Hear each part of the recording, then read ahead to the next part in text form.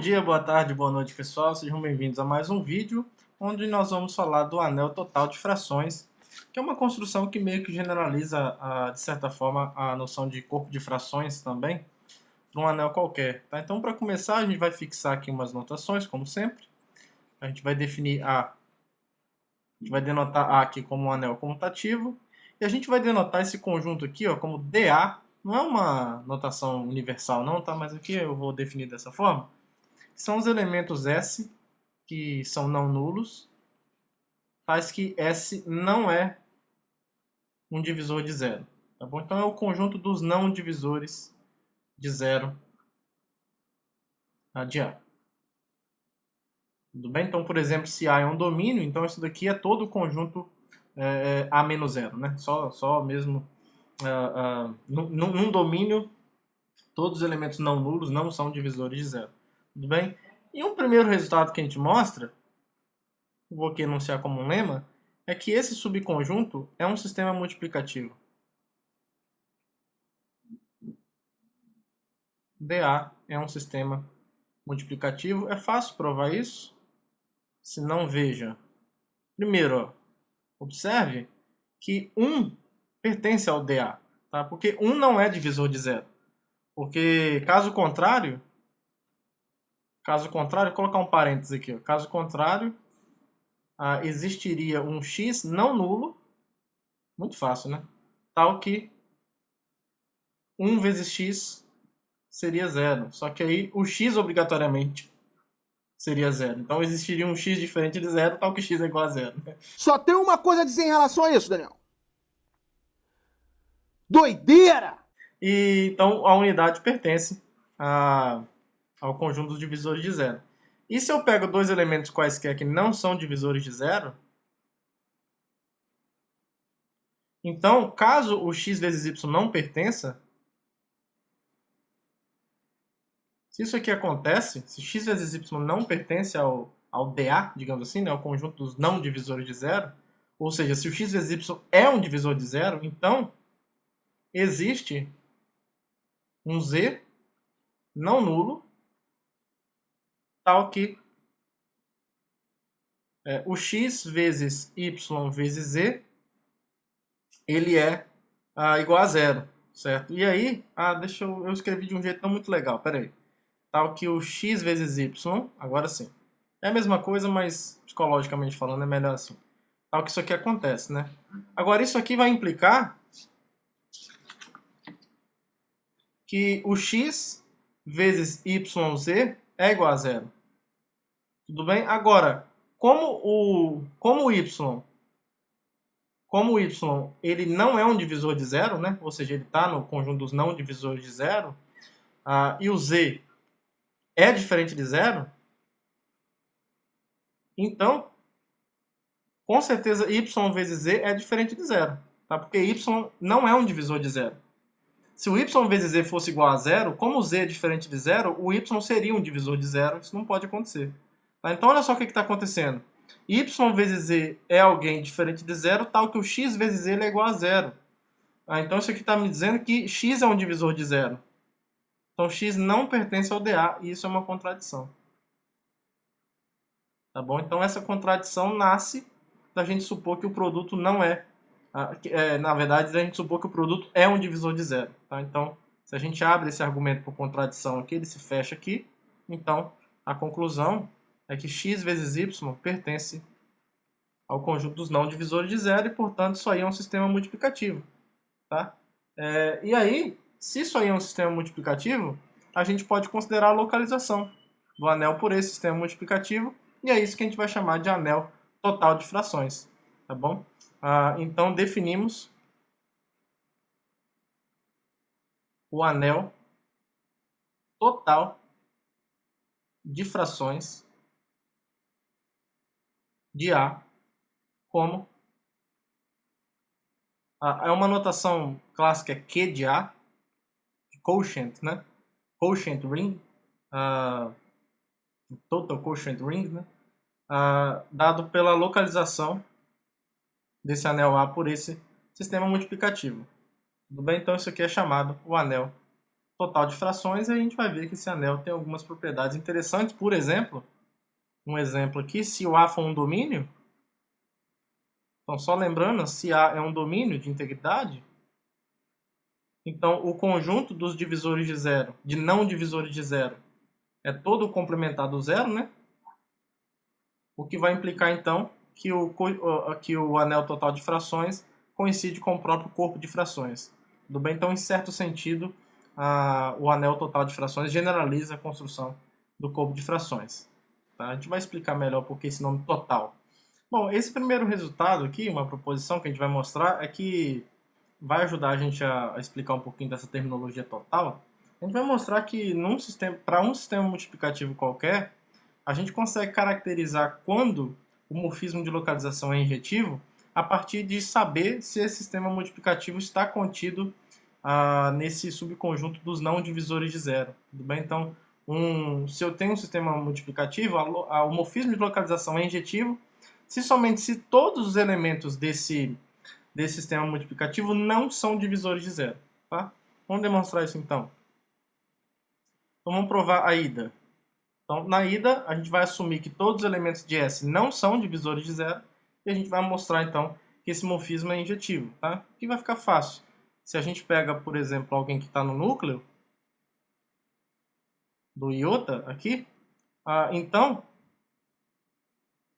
isso quer dizer que o A sobre 1 é o 0 sobre 1 na localização por S, né?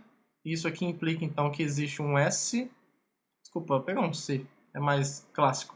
Existe um C em S, tal que C vezes a diferença dos produtos cruzados é 0, né? Só que a diferença dos produtos cruzados aqui é A vezes 1 menos 1 vezes 0, que é só A. Então é tal que CA é 0. Tudo bem? Agora, como o C pertence a S, né, e o C é diferente de 0, tá? A gente sabe que ele está no conjunto dos não divisores de 0. Tá? Então, como o C pertence a S, então o C é um não divisor de zero. Agora, se ele é um não divisor de zero, o A está proibido de ser diferente de zero. Tá? Então, como isso aqui acontece, se o A fosse diferente de zero, o C seria um divisor de zero, e ele não é. Tá? Então, logo, o A necessariamente tem que ser igual a zero. Tá? Então, isso mostra que o morfismo é injetivo. Então, iota é injetivo. Agora vamos provar a volta. Vamos provar que se ele é injetivo, então o S necessariamente está contido aqui, né? No conjunto de divisores de zero. Então, a gente vai pegar um elemento aqui qualquer, S pertencente a S. Bom, vamos supor por absurdo que o S não esteja. Supõe por absurdo que o S não pertence ao conjunto dos não divisores, né? Então, ele é um divisor de zero. Então, assim, existe um A diferente de zero em A, tal que o SA é igual a zero. Tudo bem? Só que olha só o que vai acontecer. Nesse caso, então, o A é diferente de zero, mas olha só o que vai acontecer. Assim,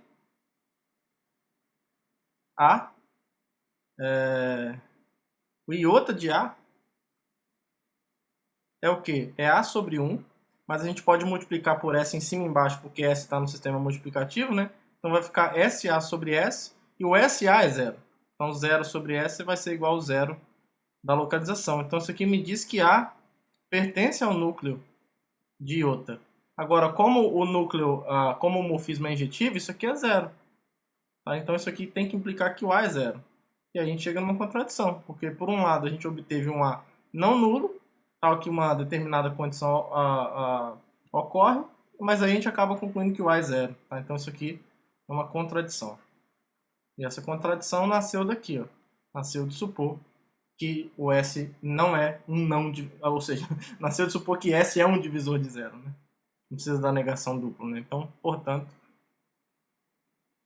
o S pertence ao conjunto dos não divisores de zeros e daí o S está contido no conjunto dos não divisores de zero. Tudo bem? E aí um corolário rápido disso é que o morfismo de localização do anel no anel total de frações é sempre injetivo, né? O morfismo de localização. De localização de iota de A no seu anel total de frações. Lembrando que o anel total de frações é a localização do anel por esse sistema multiplicativo. Isso aqui é injetivo. É um morfismo injetivo de anéis. Isso segue direto da proposição anterior, né? Porque nós vimos na proposição anterior que se o sistema multiplicativo estiver contido no conjunto de não divisores de zero, esse morfismo aqui é injetivo. Agora, eu posso tomar o S como o próprio dA, né? Então, em particular, para o S igual ao dA, esse morfismo aqui de localização por dA é injetivo, tá bom? Então, é só tomar o S, isso aqui como se fosse o S. Para S igual a dA também vale. Tá? Bom, então isso aqui acaba mostrando que o anel total de frações, digamos, ele é a maior, entre aspas, localização do anel A, para o qual o morfismo de localização é injetivo, certo? Porque a gente mostrou aqui que se eu tiver um morfismo de localização entre o A e uma localização por S, se isso aqui for injetivo, então necessariamente o sistema multiplicativo aqui tem que estar contido no conjunto dos não divisores de zero. Então, pessoal, nesse resultado aqui a gente explica um pouco também da terminologia do termo anel total de frações. Tem a ver com o fato de que se eu tiver um sistema multiplicativo qualquer composto por não divisores de zero, a gente pode enxergar a localização do anel por esse sistema multiplicativo lá dentro do anel total de frações, tá? Assim como ocorre quando o A já é um domínio. Quando o A já é um domínio, todos os sistemas multiplicativos que satisfazem isso daqui, ó, então eles já estão dentro do conjunto dos não divisores de zero de A. E a gente sabe que quando A é um domínio, o corpo de frações contém todas as localizações, né? Esse contém é a partir de um morfismo injetivo de anéis, né? A gente já viu isso anteriormente. Tá? Então a gente estende esse resultado do corpo de frações para o anel total de frações, tá? E é um resultado simples de ser demonstrado, mas que vale a pena ser mencionado até mesmo para justificar esse termo anel total de frações como uma generalização, em certo sentido, do corpo de frações. Então, primeiro, como a gente tem essa hipótese de que o S é formado por não divisores de zero, então, esse morfismo φ como função está bem definido. Tá? Então, φ é uma função bem definida. Tá? Aqui eu só usei essa notação aqui com esse S aqui para diferenciar a fração A sobre T vista como uma fração na localização por S, e sem nada é o A sobre T na localização dada pelo anel total de frações. Tá? Só para diferenciar um pouquinho, porque a gente está localizando por sistemas multiplicativos potencialmente diferentes. Essa inclusão S em dA vai garantir que uma igualdade A sobre T igual a B sobre S aqui vai ter um termo C, né? Vamos fazer só um rascunho aqui. Ó. Se isso aqui acontece, ó, A sobre T é igual a um B sobre S, então isso aqui implica aqui na localização por S, existe um C em S, tal que isso aqui acontece. Ó. C, SA menos TB é zero, só que esse C, uma vez que ele está em S, ele vai estar em dA também. Tá? E aí, existindo um C em dA tal que isso aqui acontece, por definição, as frações A sobre T e B sobre S vão ser iguais lá no anel total de frações. Tudo bem? Então é bem simples. Tá? Então essa inclusão garante que essa função está bem definida.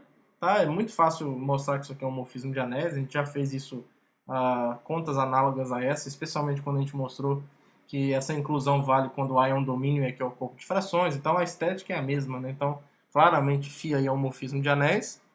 E o que é interessante é que esse morfismo aí ele é injetivo. Tá? Então o anel total de frações ele de certa forma contém todas as localizações desde que o sistema multiplicativo seja formado por não divisores de zero. Tá? Então, para mostrar que φ é injetivo, a gente pega alguém no núcleo. Tá? Então, seja U pertencente ao núcleo de φ. Então, a gente vai escrever U dessa forma aqui. Ó. U é um A sobre T. uma localização por S, né? Com A pertencente a e o Szinho pertencente ao Szão. E quando eu digo que o U está no núcleo, a gente está dizendo então que o zero do anel total de frações, que eu vou representar por essa fração, é o φ de U. Que por outro lado é exatamente o A sobre T, lá no anel total de frações. Então isso aqui quer dizer que existe, sei lá, digamos aqui um Y no sistema multiplicativo, que aqui no caso é o conjunto dos não divisores, tal que, de zero, né? Tal que y vezes a é zero, certo? É o y vezes o produto, a diferença dos produtos cruzados, né? Como aqui eu tenho um zero, então vai ficar só y vezes a mesmo. Tá? Só que aí, como o y não é um divisor de zero, o a não pode ser diferente de zero. Porque se o a fosse diferente de zero, por definição o y seria um divisor de zero. Tá? Então, como o y não é um divisor de zero,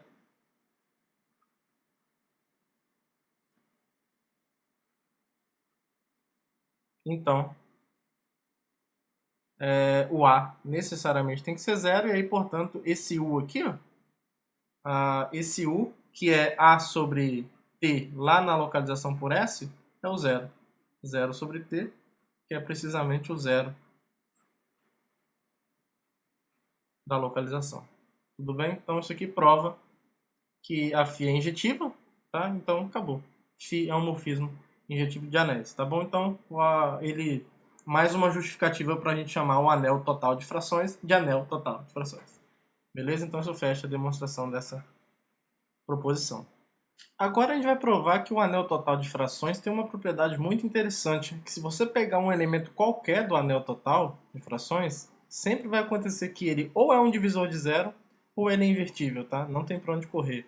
Tá? Se o A fosse um domínio, isso aqui seria verdade, né? Porque quando você tem o A um domínio, isso aqui vira o corpo de frações. Bom, e aí ou um cara é o zero, ou ele é invertível, né? Se ele for diferente de zero. Então, isso aqui é meio que uma generalização dessa coisa que já vale quando A é um domínio. Aí como é que a gente prova esse resultado? Bem interessante. Bem legal, ó. Então vou pegar um U qualquer, né? Então escreva U dessa forma aqui, ó. U é uma fração. U é uma fração, onde o A está no anel A e o T está no sistema multiplicativo, né? O T não é um divisor de zero. Bom, tem duas coisas que podem acontecer. Primeiro, a gente pode supor, vamos supor primeiro, que esse A, especificamente, não é um divisor de zero. Se o A não é um divisor de zero, eu posso tomar V dessa forma aqui, ó. Já que ele não é um divisor de zero, ele pode ser colocado no denominador. Eu posso olhar para o elemento T sobre A, que pertence ao anel total de frações. E daí, o que vai acontecer? Ó? U vezes V vai ser A sobre T vezes T sobre A, que vai ser exatamente a unidade, né? Vai ficar AT sobre TA, que é a unidade. 1 sobre 1. Tá? Então isso aqui prova, por exemplo, que o U é invertível dentro do anel total de frações. Agora, pode ocorrer do A ser um divisor de zero. Então vamos supor que o A seja um divisor de zero. Então ele não está nesse conjunto. Então se ele não está aqui é porque existe, sei lá, vou chamar aqui de Y. Por definição, esse Y tem que ser não nulo, tal que A vezes Y é zero. Tá? E aí eu quero mostrar agora que U é um divisor de zero. Então eu vou tomar espertamente, eu vou tomar V dessa forma. Ó. Vou tomar V assim, ó. V como Y sobre 1, que está no anel total de frações. Eu quero mostrar que U vezes V é zero, com V diferente do zero do anel total de frações. Olha só, se por acaso, se V, vamos ver aqui, ó, se o V fosse zero, se o V fosse o zero do anel total de frações, então existiria, então na verdade o Y sobre 1 é igual a 0 sobre 1, né? Essa igualdade ocorrendo no anel total de frações implicaria na existência de um C não divisor de zero, tal que o C vezes Y é zero. Agora, como o C não é um divisor de zero, Por causa disso daqui, ó, como C não é um divisor de zero, então se C vezes alguma coisa dá zero, é porque essa coisa tem que ser zero. Tá? Então o Y teria que ser zero, e aí a gente teria uma contradição. Por que que isso é uma contradição? Por conta disso daqui, ó, o Y foi obtido fora do zero.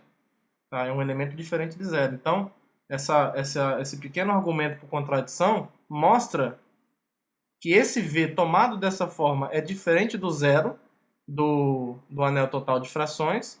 Só que olha só o que acontece. U vezes V é igual a... U é quem? Vamos relembrar. A sobre T, né? A sobre T. O V eu tomei como sendo Y sobre 1, que é AY sobre T. Só que o AY é zero. O zero do anel A. Então isso aqui é o zero sobre T, que é o zero do anel total de frações. Então, U vezes V é zero com V diferente do zero do anel total de frações. Então, isso aqui me diz que U é um divisor de zero. U é um divisor de zero.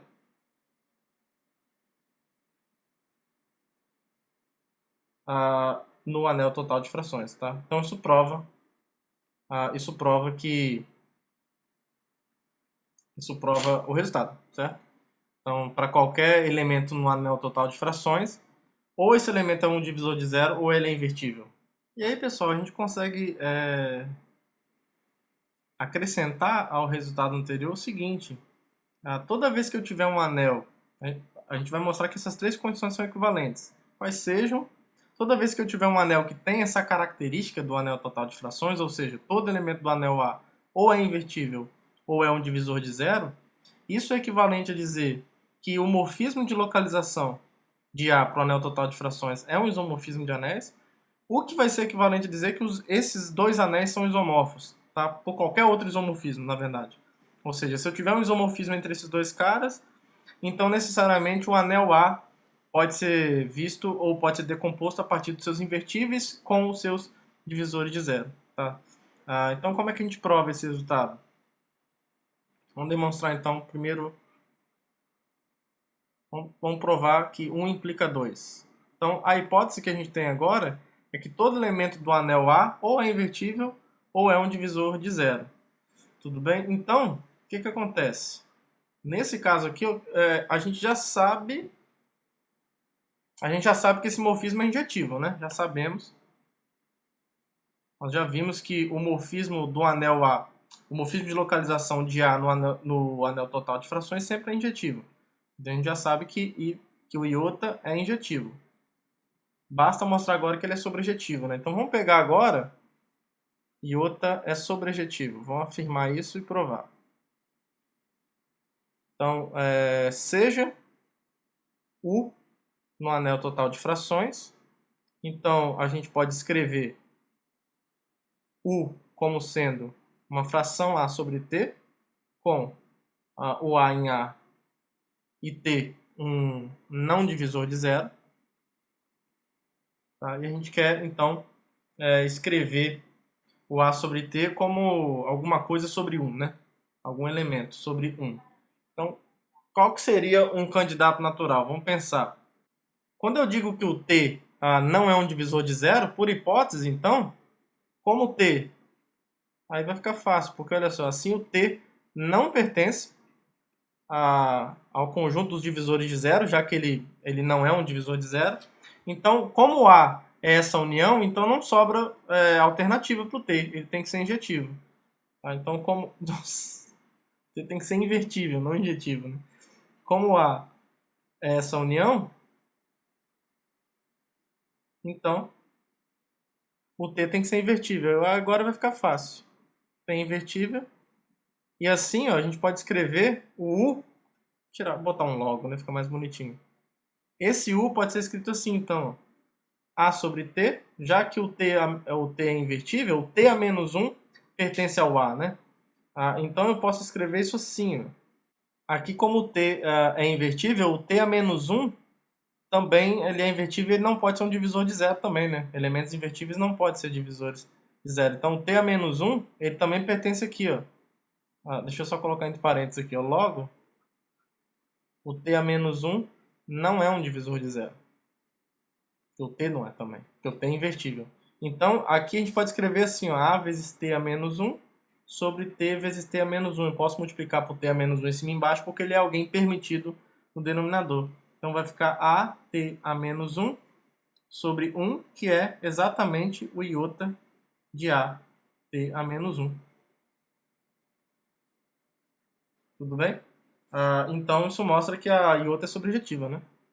Então, isso aqui prova, se a gente abriu essa afirmação aqui, isso prova que a iota é sobrejetiva, portanto, isso prova que o homorfismo de localização é um isomorfismo de anéis.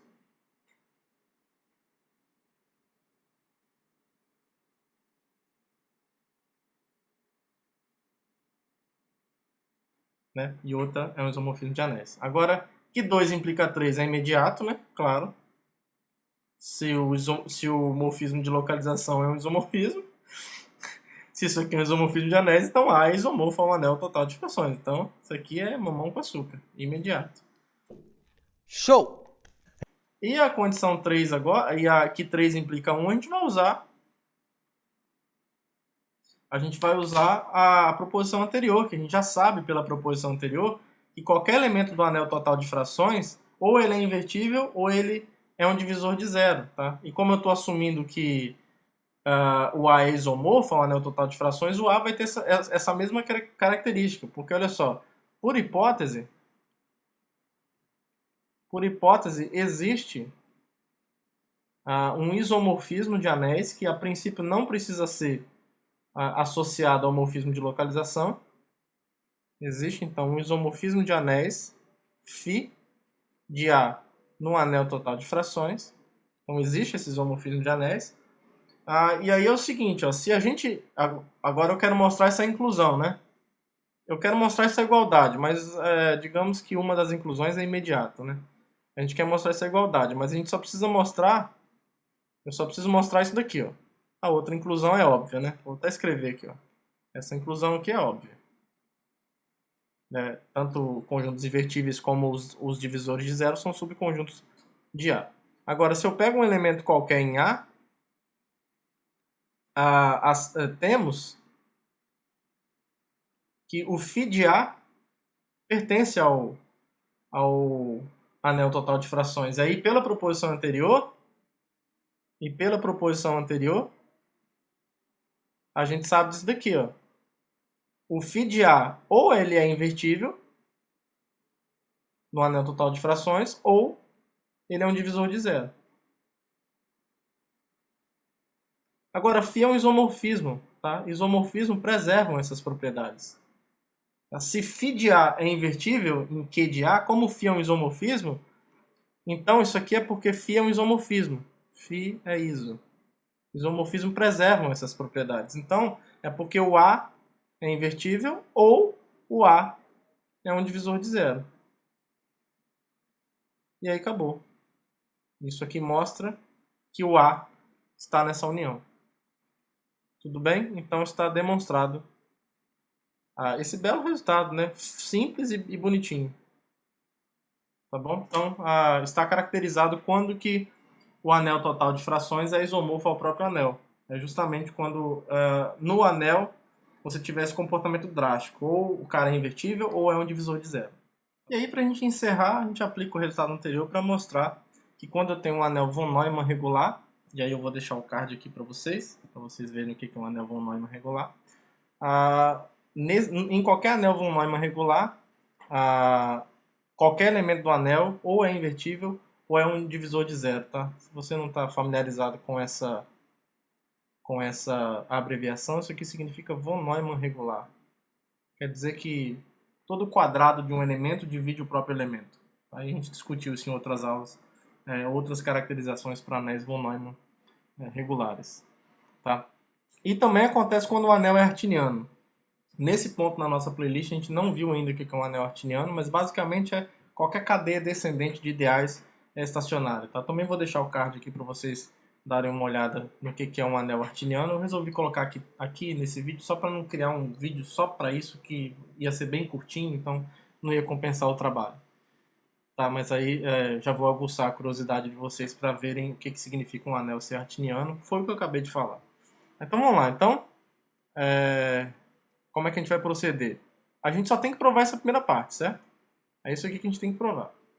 Porque esse em particular é uma conclusão imediata da proposição anterior. Então, vamos atacar primeiro o caso que o A é von Neumann regular. Tá? Então, a gente vai mostrar que se eu pegar um elemento qualquer em A, ou ele é invertível ou ele é um divisor de zero. Tá? Então, seja A pertencente a A, deixa eu assumir que ele não é um divisor de zero, tá? com A não pertencente a esse conjunto. Né? Então, isso quer dizer que ele não é um divisor de zero.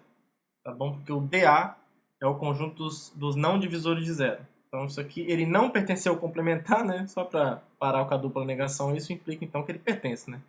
Ao DA. Então, ele não é um divisor de zero.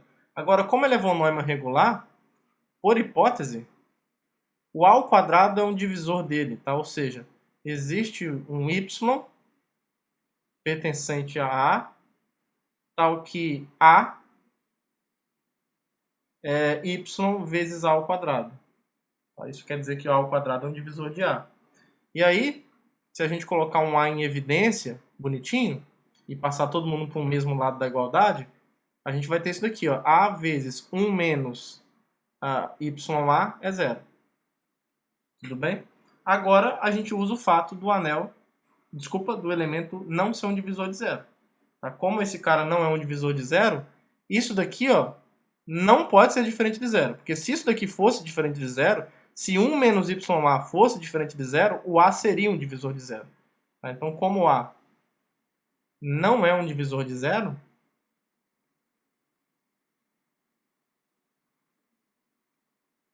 então, o que vai acontecer?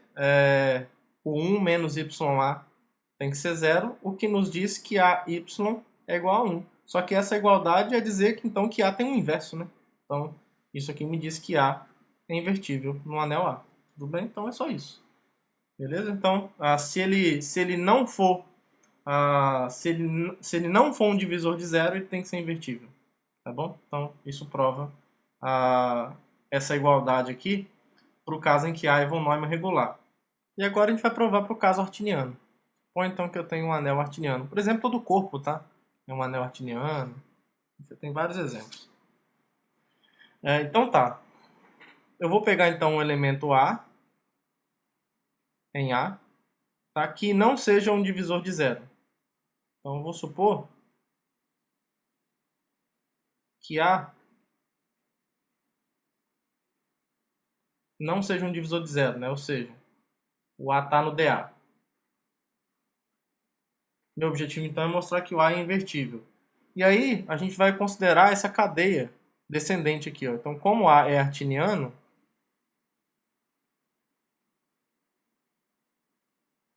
isso daqui, ó, eu vou olhar para os ideais gerados pelas potências de A. Isso daqui é uma cadeia descendente de ideais.